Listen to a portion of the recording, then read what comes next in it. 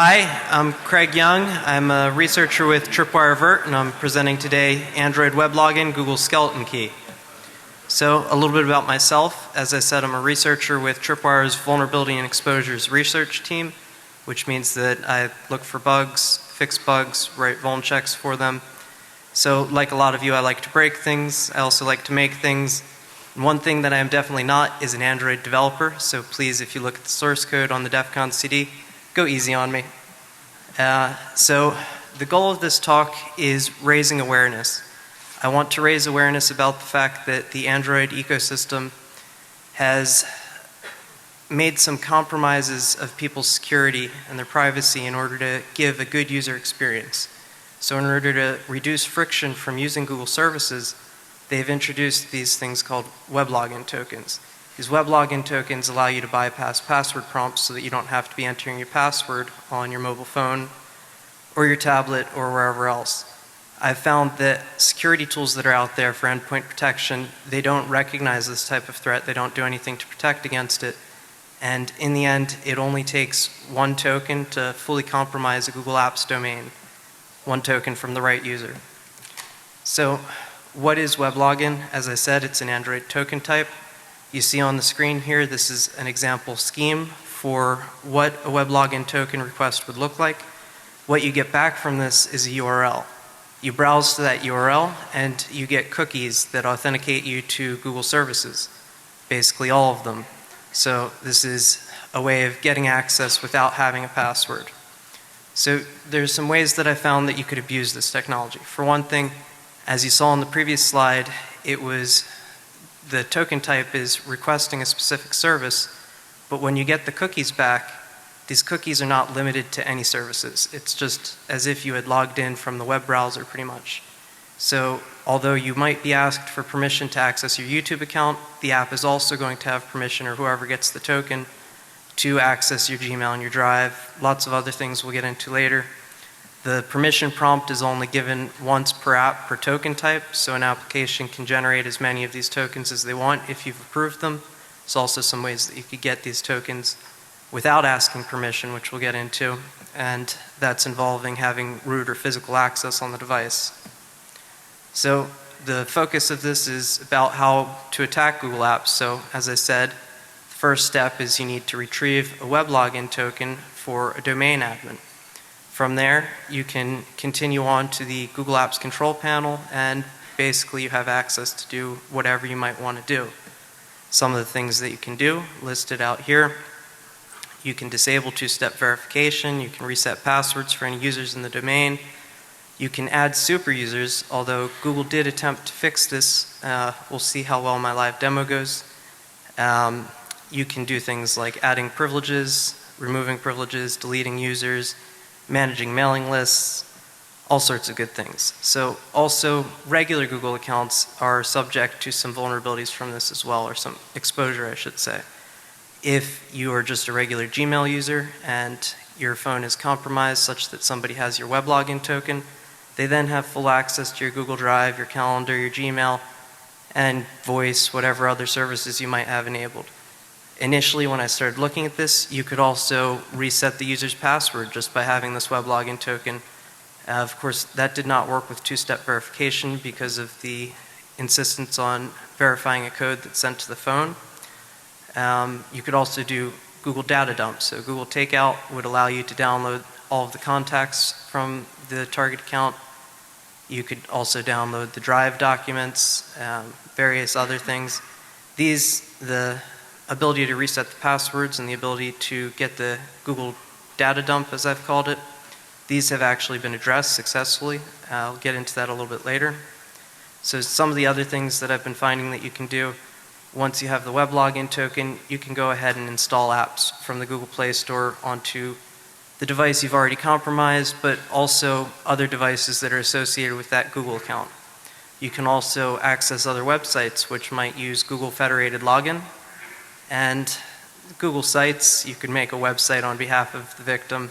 These are all things that are applicable for Google Apps and regular Google users. So how do you go about getting a WebLogin token?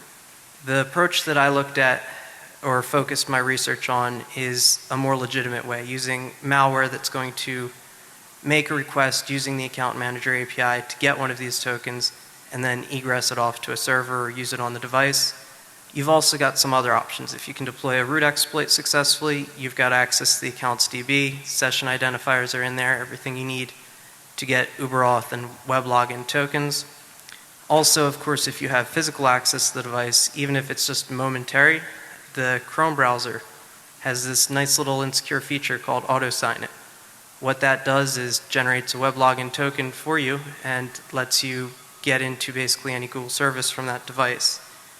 And finally, if you're, for example, in law enforcement or something along those lines, you have access to a suspect's device that's been perhaps partially damaged, not really usable, but you can do chip-off forensics, extract memory, and you get back to number 2 here of being able to get the account's database. And then you're free to masquerade as the other suspect, view their emails, communicate as them, use Google Talk as them, look through Google Voice phone records. So the proof of concepts that I went through, my main goal was to be able to make a token stealing app that was going to do this without having to have root access to the device. I have an app or 2 apps that are on the DEFCON CD that you can take a look at along with source code. My secondary objective was to be able to publish this in Google Play and see whether or not Bouncer would notice something suspicious about this. And then also, of course, I wanted to take a look at where the endpoint protection tools might fall or weigh in on this type of application. So privacy advisors and antivirus, that means. So making the app was not difficult at all. I'm not an Android developer, but just reading some API documentation and some helpful blog posts was more than enough to get going and do this within a couple hours. You can see here there's the token type, and then I'm using the getAuth token method from Account Manager, which generates a message like what you see on the bottom of the screen, which you can see it's requesting access or permission to WebLogin with the service specified as finance and a continuation URL of finance.google.com. This is your stock portfolio stuff, which not particularly sensitive information for most people. So the revisions that I went through to get here, I started out with something I called TubeApp, which was intended to advertise itself as a YouTube downloader app, but then in actuality it was relying on that a Google Apps administrator would be using this application. It would go into the Google Apps control panel from your phone or your tablet, and it would fetch your OAuth secret for the domain. It did not do any kind of egressing with this. I just had it display it on the screen, didn't post this to Play or anything, but then my next step was to make the stock viewer application. So with this, I did post it onto Google Play. I gave it a very vague description saying that it's a testing application that shouldn't be installed, priced it at $150 to avoid inadvertent or curious downloaders. And for this first revision of stock view, I made it so that all it would do is ask you for permission to access your WebLogin token. If it's granted, it's going to request 2 tokens. One of them is going to be used to launch the browser and show you your stock view feed, and the other one is silently posted to my web server. So the next release that I did of this, I added SSL support because really I didn't like having my tokens go over in plain text, but I also updated the description in Google Play to make it much more blatant that this app is doing bad things. And in response to some things that I saw with Bouncer, or lack of some things that I saw with Bouncer, I also added some code so that no matter what, when you run the application, it's going to enumerate your accounts list through the Account Manager API. This requires no permission request except for in the application manifest, and that would get immediately uploaded. Then you would be prompted for permission for the WebLogin token. If accepted, that would get egressed over SSL.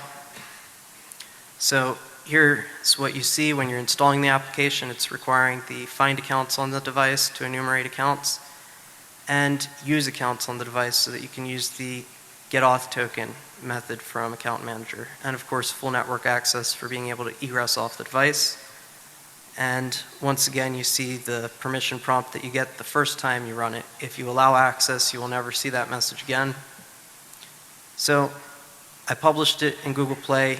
They did not flag anything on submission. I didn't receive anything in my server logs indicating that Google Bouncer had actually executed the application in such a way that it would make my request.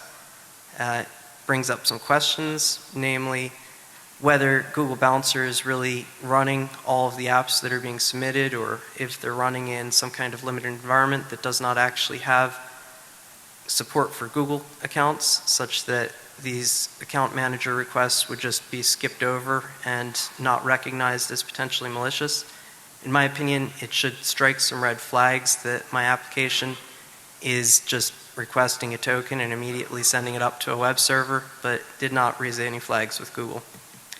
This is what it looked like in the Play Store. I don't know how well you're able to read this, so I'm going to read it for you. This application provides quick access to your Google stock portfolio while completely compromising your privacy.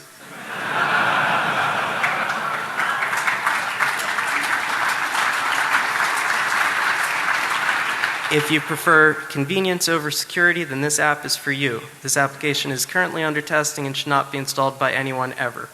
And of course, this was up, but a month later, probably somebody noticed this was a little bit suspicious looking and reported it, and my Google Wallet account got suspended. I think it was up for about a month. I wasn't really paying much attention to it, but when I went back to start doing research for writing these slides now, I found that Google Apps, or Android's Verify service or option on the device now would say, installing this app may harm your device. This app can be used to track or spy on you, and that Google's recommending you do not install it. The only caveat about this is that if I rebuild my app and give it a slightly different name, this warning never comes up again, because I guess it's just a blacklist. So looking at Endpoint Protection, I scanned 5 of the popular tools that I was familiar with. None of them found any risks. Looking at the privacy advisors, I found that Avast actually would recognize that the use credentials is potentially a privacy risk. Lookout Premium didn't seem to have a category for saying which applications have the permission to request tokens on your behalf. So, demo time. And we'll see how this goes. First of all, this is a Chrome web browser that is in incognito mode, no cookies, no access to anything. I'll browse to Gmail. It'll ask me to log in. I'm going to unlock my tablet. Hopefully it will connect to the DEFCON secure network. Oh, there we go. So switching over, this is just going to be tailing the logs from my web server. And as you see here, the tablet is slowly loading the Google Finance page. Maybe some of you can see that. But more importantly, what we have here, this first request shows the accounts that were connected or configured on the tablet. And then the second one in this URL parameter, this is the URL that was returned as the token. This does have an expiration on it. If you don't use it quickly enough, it will not work. But I'll go ahead and load that. And now you can see we are authenticated as stupidadmin at mindsculptors.net.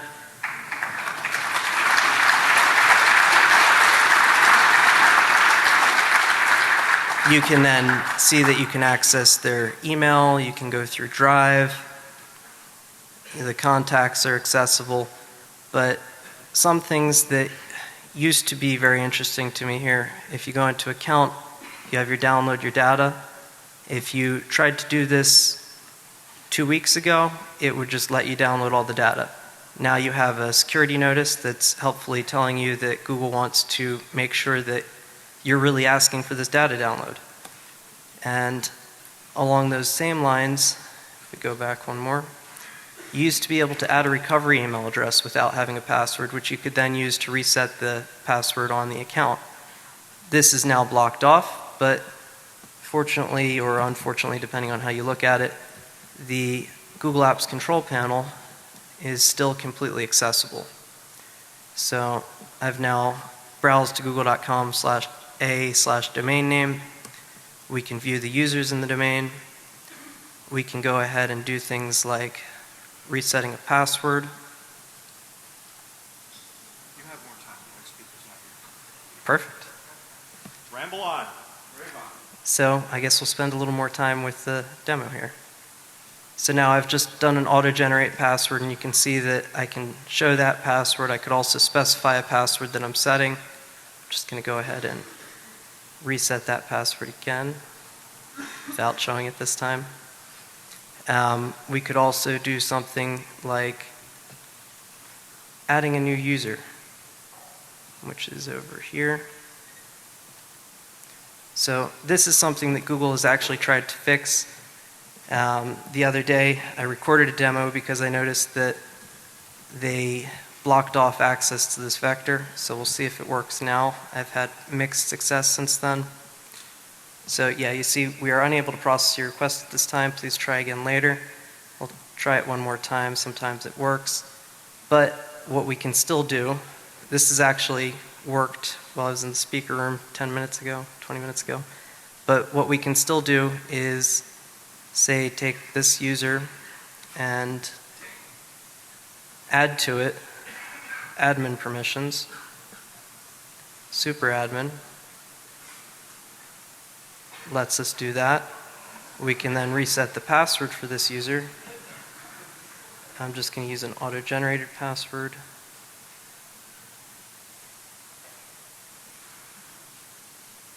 And now, if we go and sign out from the WebLogin token session, we can then just sign back in here. Hopefully remember the username that was.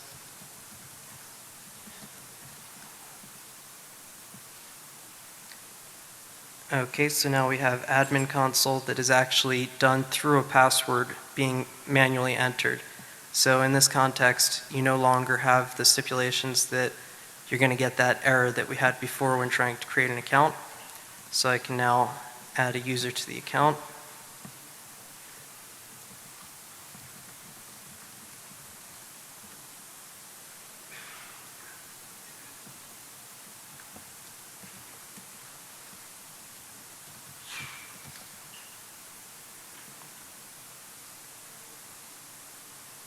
Hopefully this will still work, and it does.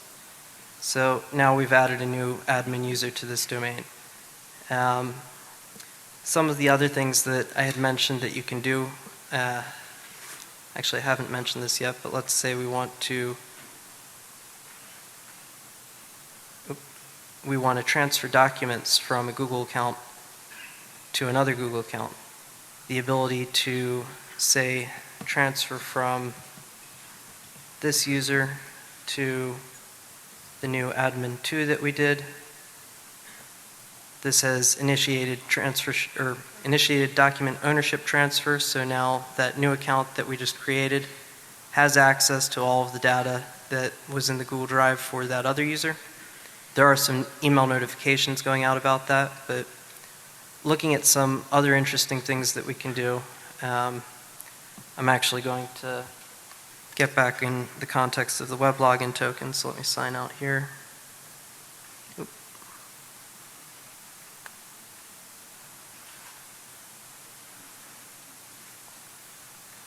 Let me see if we got a new token now.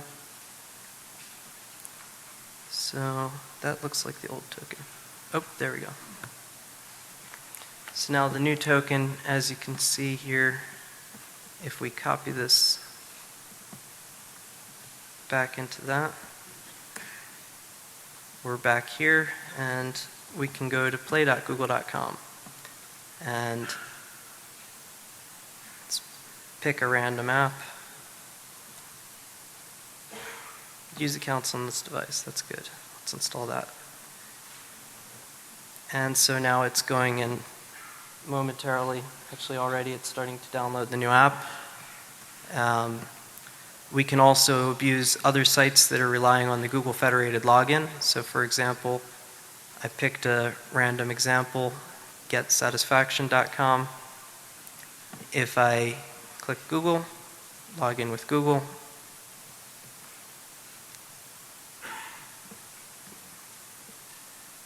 It's now logged in, showing Craig Young. If there was anything useful on here, somebody could do something with that. And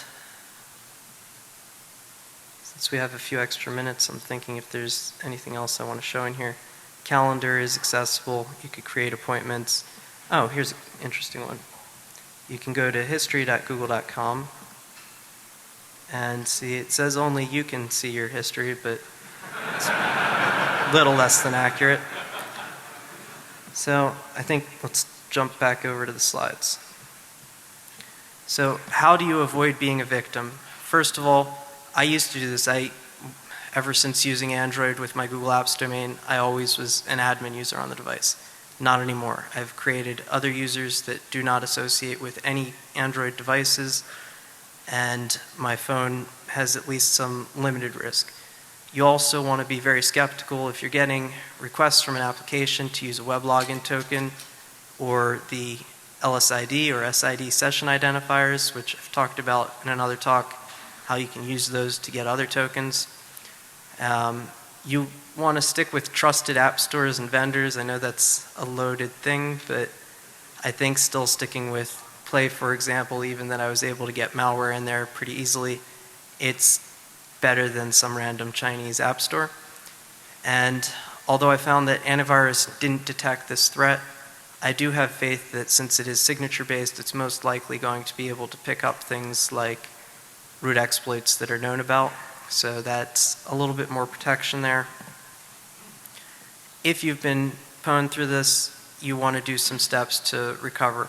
First of all, you want to invalidate all of the sign-in cookies. That's accessible through the Google Apps control panel as well as in the Gmail account settings, I believe. You want to reset passwords for basically everything on your domain, or if it's just your individual account, just your individual account. You want to go through Gmail and make sure that nobody's added mail forwarders or figured out how to add recovery email addresses, even though it seems now that Google has more or less protected against that. Of course, you want to look for new domain admins. That's something you don't want. And I found that Google Apps, the audit trail that it leaves is very effective. It tells you which actions were unauthorized, or it could let you know which actions were unauthorized because it's recording everything that's done at a pretty granular level. And it is reporting IP addresses, so as long as the token's not being abused from your device, from your IP address, you are potentially going to get some information on how to track down who attacked you. So in the process of doing this, there's some links up here in the slides that you can check out. The first one is a blog post that explains all about Account Manager. They were looking at it for other purposes, but you can also check out, I did a talk at B-Side San Francisco, and there's a Duo security blog post. If anybody has any questions, you can find me, get me a beer, and can talk shop, or I'll maybe be out in the hall for a few minutes. Thank you.